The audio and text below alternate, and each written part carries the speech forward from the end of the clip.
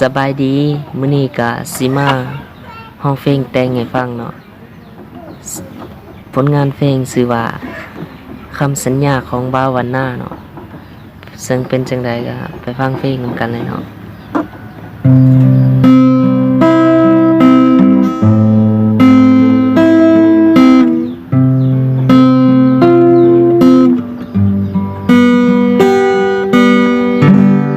กลามลงตั้งแม่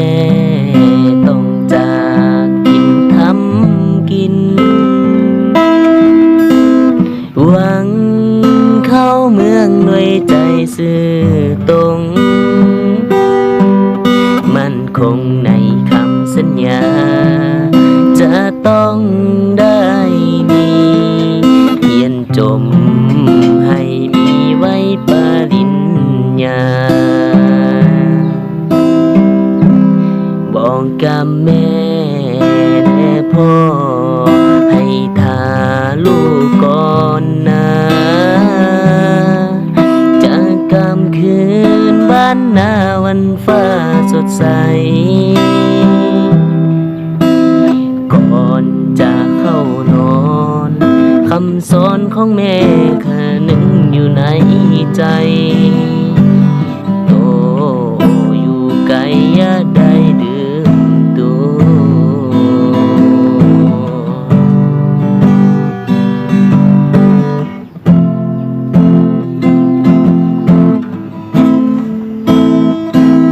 อยู่ทางบ้านยังมีคนของเธอน้องนั้นนะต้องได้เฮียนต่อมีเงินมีงานมือใดกลับมาบ้านเฮาฝันอยู่ไกลต้องไปฮอ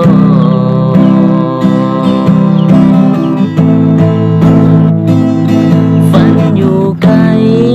แต่หัวใจบ่เคยหมดแห้งจนจำคำสัญญาที่บ้านนาถึงคนต้องทนเอาจากมาไกลถิ่นอย่าให้ไฟดูหมิ่นสิ้นโศ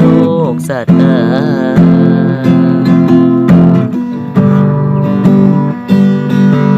เขียนฝันติดไว้ข้างฟ้าย้ำคำสัญญาว่ามีคนทา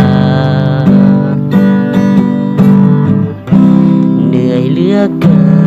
นต้องประเสริฐอยู่ในเมืองหลวงถ้าวันที่ใจซึ้งสวงจะควงความฝันคืนถิ่นกำไปไวแม่พ่อที่ท่าอยู่ถิ่นเตือนใจให้ได้ทวินจะกลับคืนถิ่นฟ้อมคำสัญญา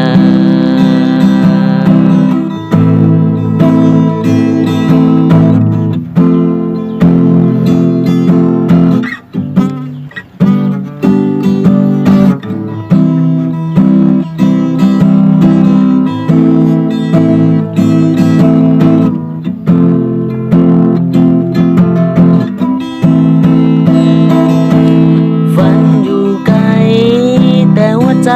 บ่เคยหมดแห้งจนจำคำสัญญาที่บ้านนาถึงอดต้องทนเอาจากมาไกลถิ่นยายไฟดูหมิ่นสิ้นโศ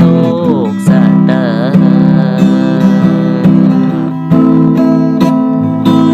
เหนื่อยเหลือเกินต้องประเสริฐอยู่ในเมืองหลวงถ้าวันที่ใจซึ้งสวงจะควงความฝันคืนถิ่นกำไปไวแม่พ่อที่ท่าทำกินเตือนใจให้ได้ทวินจะกลับคืนถิ่นพร้อม